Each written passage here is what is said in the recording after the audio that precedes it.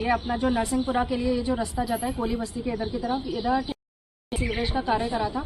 मैं आपको पहले बताना चाहूंगी कि सबसे पहले तो हमने ही ये सीवरेज का कार्य कराने के लिए और उसके बाद जो क्षतिग्रस्त सड़कें होती हैं उसके लिए हमने कलेक्टर साहब को पहले ही लेटर लिख चुके हैं।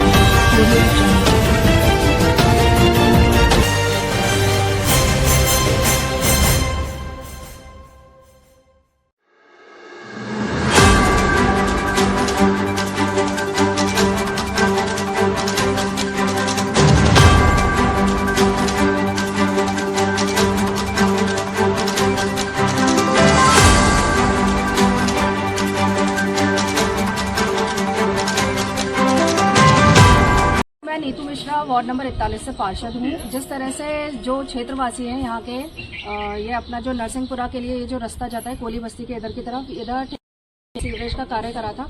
मैं आपको पहले बताना चाहूंगी कि सबसे पहले तो हमने ही ये सीवरेज का कार्य कराने के लिए और उसके बाद जो क्षतिग्रस्त सड़कें होती हैं उसके लिए हमने कलेक्टर साहब को पहले ही लेटर लिख चुके हैं, जिसकी तारीख है 18/7/2023।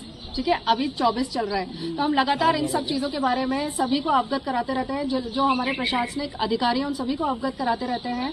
और जिस तरह से ठेकेदारों ने अपनी मनमानी करते हुए डीएलबी के आदेश थे कि नए कार्य नहीं किए जाएं बारिश के अंदर, जबकि बारिश शुरू होने से पहले ही मैंने आयुक्त महोदय को और कलेक्टर साहब को भी लेटर लिख करके ये अवगत कराया था कि जो भी हमारे इधर जो हमारे क्षेत्र के अंदर जॉन्सगंज के अंदर जितने भी सीवरेज के कार्य हो रहे हैं तो वो सब नए कार्य ना हो जब तक बारिश हो रही है, और जितने भी पुराने कार्य हो रहे हैं उन सबको दुरुस्तीकरण भी साथ के साथ हुआ जाए, समतलीकरण भी करते जाए जहां पर भी सीवरेज का कार्य हो रहा है। लेकिन इस तरह से कोई भी कार्य नहीं किया गया, जिसके कारण क्षेत्रवासी और हमारे पास ही एक स्कूल भी है, 2 स्कूल है, देवनारायण स्कूल और चाणक्य स्कूल, बच्चे भी रोज आते जाते हैं और सारे क्षेत्रवासी जो हैं घनी बस्ती है यहाँ पर, वो सभी बहुत ज्यादा परेशान हो रहे हैं। इन्हीं चीजों से आए दिन सब दुर्घटनाग्रस्त हो रहे हैं, बच्चे गिर जाते हैं। और जिस तरह से आप देख रहे हैं गड्ढों में पानी भर गया है क्योंकि समतलीकरण कार्य नहीं किया गया है ठेकेदारों के द्वारा, जो कि भाग गए, उनका कोई अता पता नहीं है, वो अपनी मनमानी कर रहे हैं। उससे हमारे क्षेत्रवासी परेशान हो रहे हैं। अब बारिश में जो गड्ढों में पानी भरेगा या सड़ेगा, उससे मक्खी मच्छर होंगे तो उससे डेंगू के भी खतरे बढ़ जाएंगे।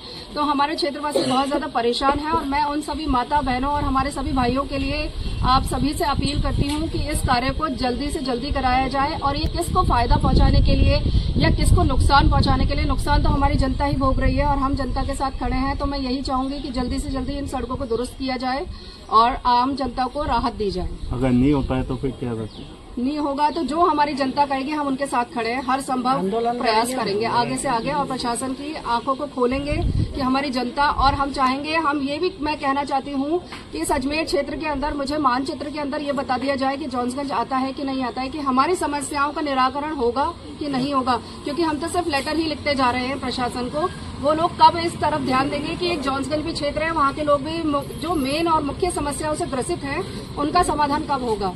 मैं यही जवाब चाहती हूँ। परेशान हो रहे हैं। ये जो गड्ढे हैं, पानी भरा है तो बच्चे स्कूल जाते हैं तो कभी बच्चों के रिक्शा फंस जाता है, गिर जाते हैं तो बच्चे टाइम से स्कूल नहीं पहुंच पाते। हमारे आदमी लोग काम पे जाते तो हम भी टाइम से नहीं पहुंच पाते, हम खुद काम पे जाते। तो बस इतना ही कहूँगी उससे।